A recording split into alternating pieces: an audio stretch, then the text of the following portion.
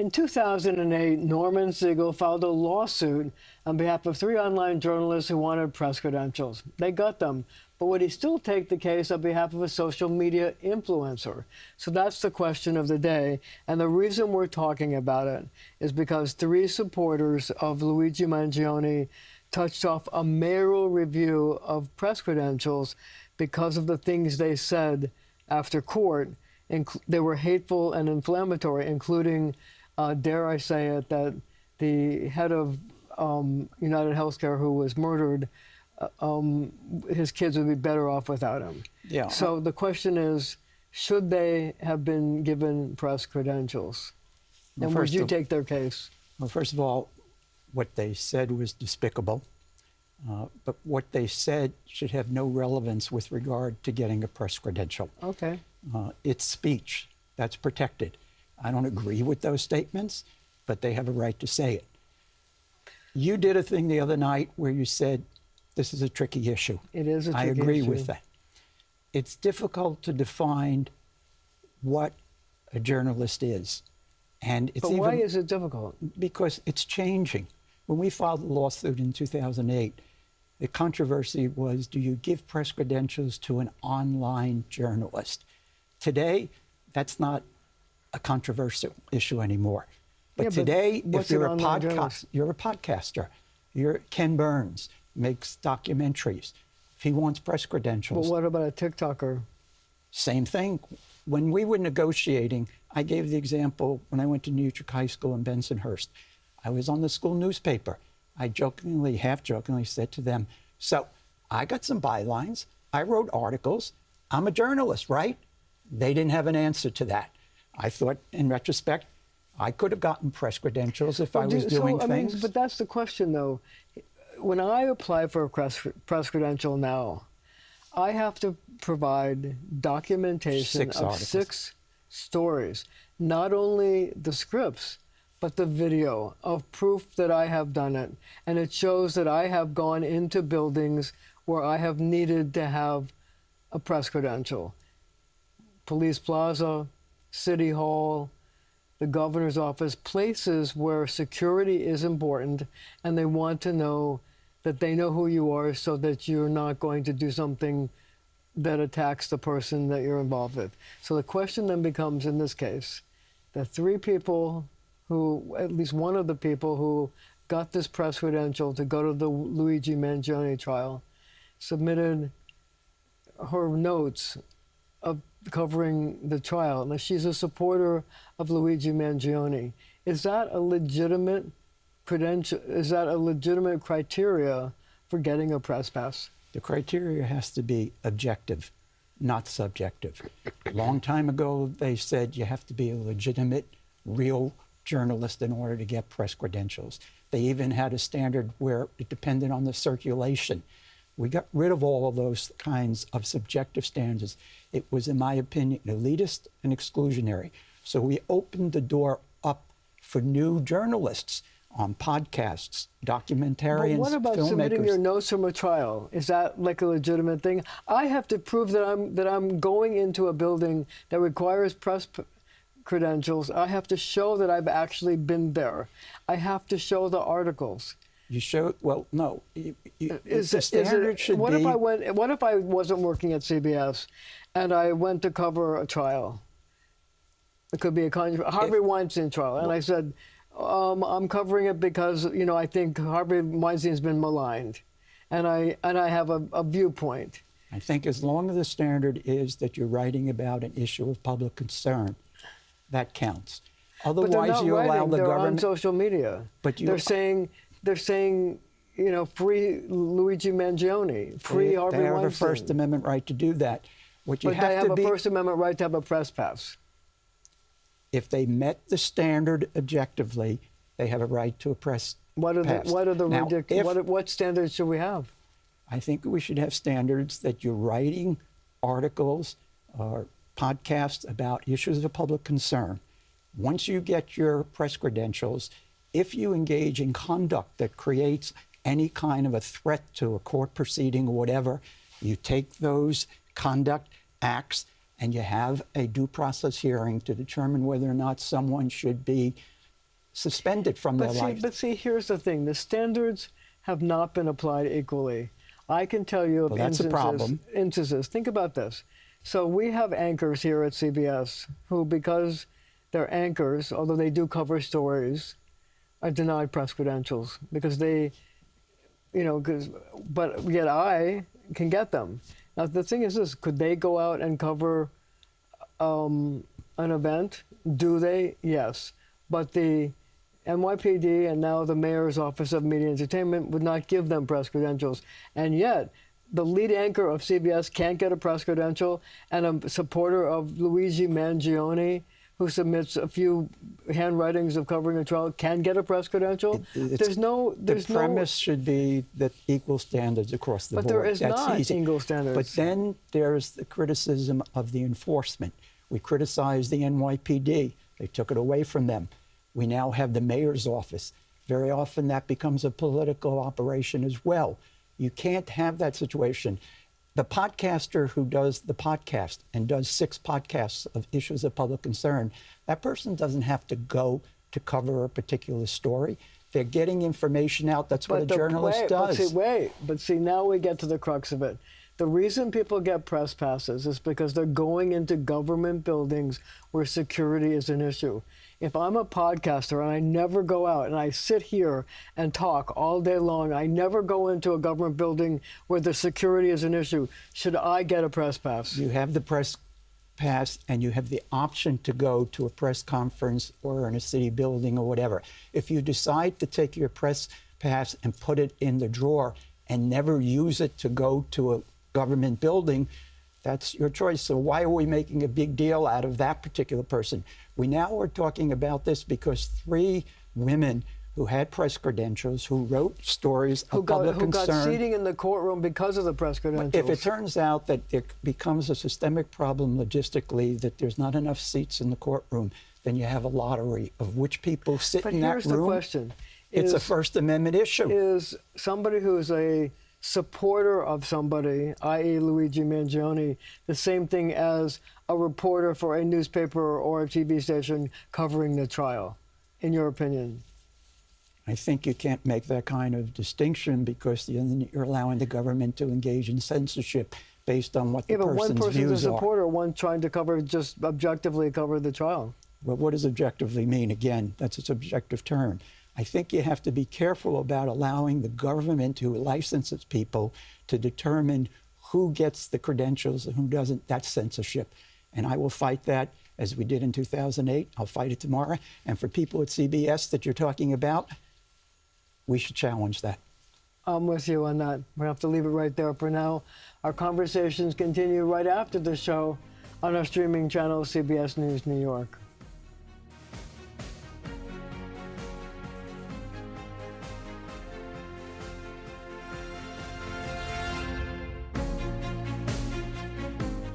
We are back with Norman Siegel. I just want to ask you one more question. Do you think that every social media person and every influencer should be entitled to a press pass? As long as they meet the requirement of the 6 articles of public concern, yes. So it has to be 6 articles of public concern? I think it should be a public concern. It doesn't have to be an article. It could be a podcast. It could be a documentary. It could be a film. It could be cable cast. Does it have to be all on, does it have to be 6 different topics or one topic or whatever? It could be one topic or 6 different. Now, if they want to do it, you now have to do 6 within a 2-year period.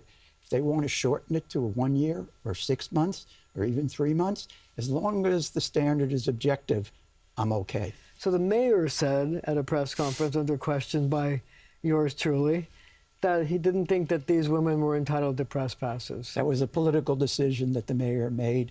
I disagree with him. I was surprised because he seems to be someone who's smart. He understands the issue. That was a political decision. Once you start taking these controversies and make it a political decision rather than a First Amendment objective, neutral thing, you get in trouble. All right, so let me ask you this. Now the mayor says he wants to have a review, and he wants to have the review handled by his own people. His own people. No. What you have to do, first of all, got to include journalists. You got to include people who have a track record of neutral First Amendment principles and have that kind of diversity, have it independent. then make a recommendation to the mayor. But I don't want his people making that kind of analysis. Let independent people, including journalists, be involved in the process. The decision maker could be the mayor.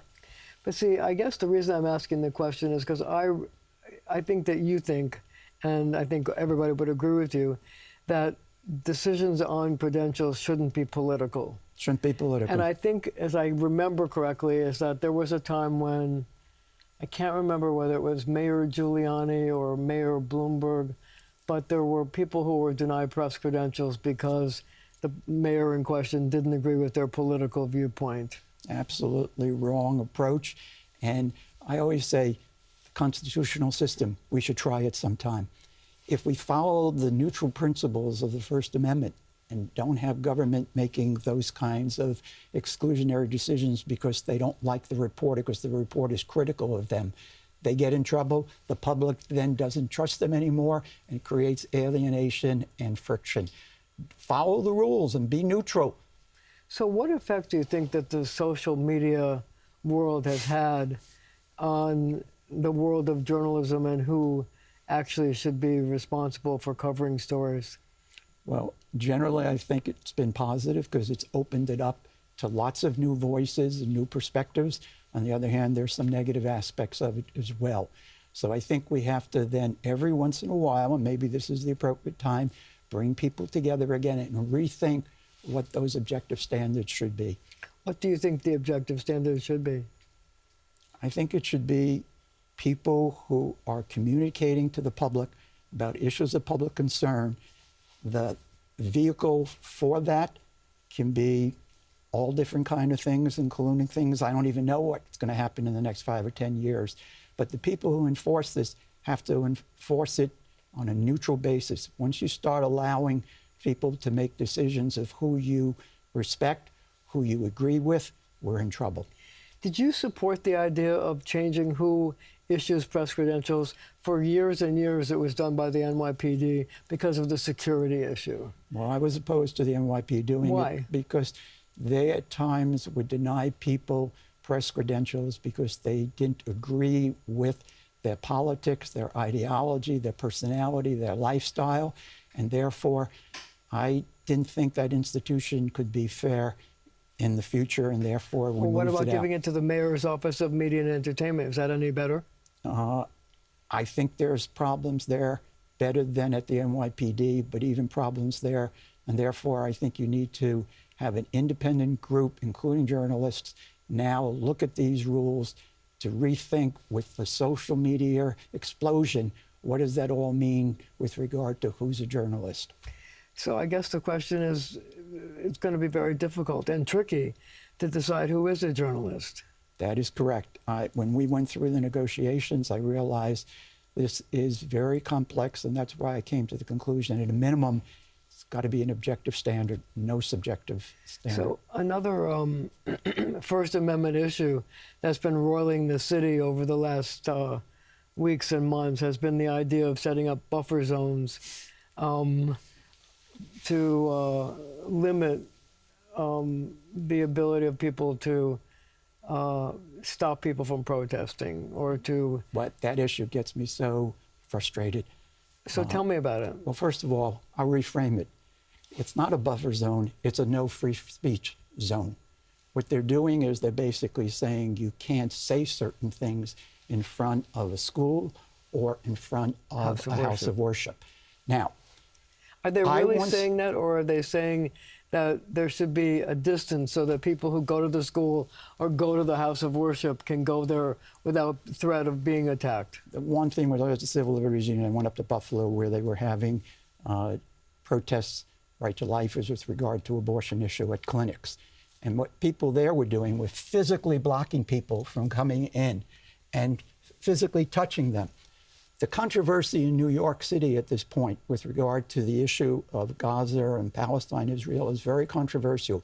But the First Amendment allows people, when I hear people say things, globalize the intifada, I'm against that because that implies violence. The mayor should even be stronger on that than saying, I'll discourage people. He should condemn people who make those kinds of statements.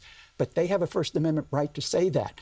There was no fact pattern at the houses of worship or in the schools where anyone was physically blocking someone from going in. Second, you have a house of worship and they're selling property. How is that about free exercise of religion? So let's go back to what the First Amendment is. If people are screaming and yelling things that you don't like, that's protected by the First Amendment. If they were blocking people physically, then you have a problem. I've been critical of the NYPD, but you know what the NYPD does very well sometimes is they have the two groups, pro and con. They know how to separate them so they don't get Isn't that a buffer zone? They call it a buffer zone, but a buffer zone is only when, in my opinion, you're physically blocking people from getting inside. So, all right, so let's take the houses of worship. So they've screwed up this whole issue. Well, I'll get to that in a minute. But if you take the houses of worship and you put it aside and you talk about schools and educational facilities, there have been a lot of protests on college campuses, and we know that, for example, thank God for that. But the thing is that, you know, they took over Columbia, for example. So the question is, should there be buffer zones? That was the bill that the mayor vetoed, and now the city council is trying to rewrite. Is there a way to rewrite that would be acceptable to you? Probably not. Why? Because the practice that the NYPD has done for years at many protests that I was the lawyer for them, they actually know how to do that well. So why are we forcing the police department to do that? The police department at one of the synagogues on the Upper East Side, they didn't get there early enough to separate the two groups. That's created the big controversy. You can't all of a sudden change the system because of one instance, an ad hoc situation. And the pattern that has emerged is the people who want the buffer zone want to stop the language, not the physical. There's no physical blocking fact pattern. So therefore, what they're doing is, my interpretation, is a no free speech zone. In certain places, you can't say certain things. You could say it in other places, but not in front of a house of worship. You think that's wrong? I think the mayor should have vetoed that bill as well. He didn't do that because that was a political decision. This mayor is different than other mayors I dealt with because he's smart, he's thoughtful, but he then doesn't go the full distance. And I wish he would be more principled on some of these issues. But you said it was messed up, the situation. They messed it up because the issue should be that if people are engaged in conduct, then the police have to come in and intervene and stop that conduct, interfering with someone else's right to get into the house of worship or a school or to get out. But if what all the protesters are doing are saying things that you don't agree with, that you don't like, that's a First Amendment right that they have to say that. But see, here's the question that you raise. So if you have a situation where the protesters want to be right next to the door, that's interfering with the ability of the people who want to worship or whatever to get into the door. But that's not the fact pattern. But if you were saying, okay, you can protest, but you have to do it across the street. Can't do it. You have to be in sight and sound of what you're protesting. That's well established. Is that the rule? Yes, that's the way the courts have always said. You can't put someone down the block. Yeah, they cut off 6 city blocks. What about across the street? Excuse me? What about across the street? What we've done on that thing, you put them across the street, but half a dozen people have a right to hand out that leaflet in front of the building. We did that at Madison Square Garden for the Democratic conventions. We've done it at the Hilton Hotel when Nixon came in the 70s, and they said we can't be on the side of the Hilton, put them across the street, but then 6 people could be, or 3 or 6 could be in front handing out the flyers. If you're having a protest and a First Amendment has to be meaningful, for the people going in and that you're protesting them, they have to know what the protest is about. And if it's speech, we need more of that, especially these days with the Trump administration doing the kind of things that they're doing. If we don't speak out, we're going to lose our democracy to an autocracy. Well, that opens up a whole nother. It's all related. It's related to free speech and the First Amendment. That's the cornerstone of our constitutional democracy. If we don't stand up for free speech on neutral principles, we lose something that is unique. So you think the Trump administration is trying to stop that? I think the Trump administration is leading us down the road to an autocracy.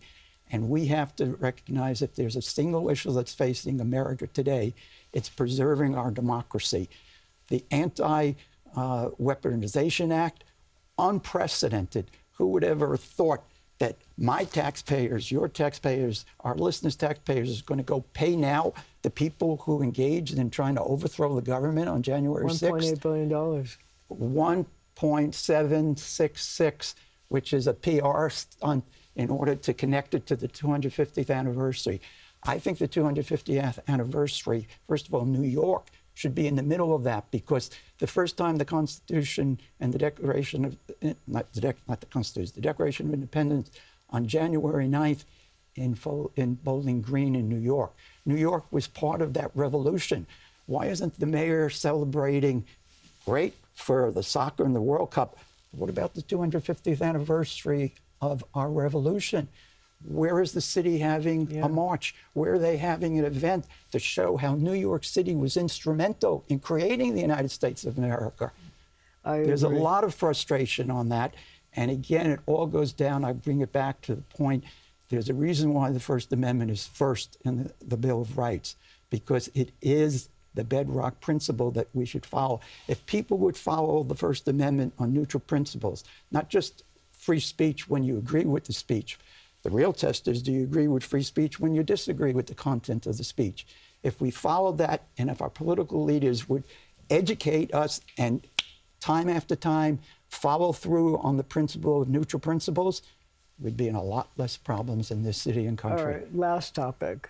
The gerrymandering that we're seeing and the Supreme Court rulings that have said you can't create racially sensitive districts. My first job when I got out of law school was to be a lawyer on the ACLU's Southern Justice and Voting Rights Project. For 60 years, I was so proud of how we, through Section 2 and Section 5, got diversity, especially in the southern states. Every day since April 29th with that decision where the New York Times editorial got it right, the Supreme Court gutted the Voting Rights Act. And what's now happening is they're getting rid of the black congressional people, helping the Republicans. We should prohibit partisan gerrymandering, and we should get back to the point of opening up our societies so that minority groups can participate in the process. My good friend John Lewis always talked about the multiracial democracy. You can't have a multiracial democracy if you're excluding people based on the color of their skin. So is the best thing you can do is hope that in generations that the Supreme Court justices will change their political bent and go back to... No, I still think there's an opening now, because even with Alito's decision, they talked about that you have to show intentional discrimination. So that's what this is all about. Just in the debates, we should bait the Republicans to admit what they're doing, and then with that record go back to the court and say... Is there any hope that it could get overturned with that, if that changes? Yes, because I think we've had cases before where we get the legislative history where legislators trying to play to their constituency, demagogic, say things like, we don't want the X's to have any more power anymore. That's intentional, so let's prove intentional. Second, I think the new Congress, especially in November, if it turns to from the Republican to a Democratic majority, could then pass legislation saying that we prohibit partisan gerrymandering as well.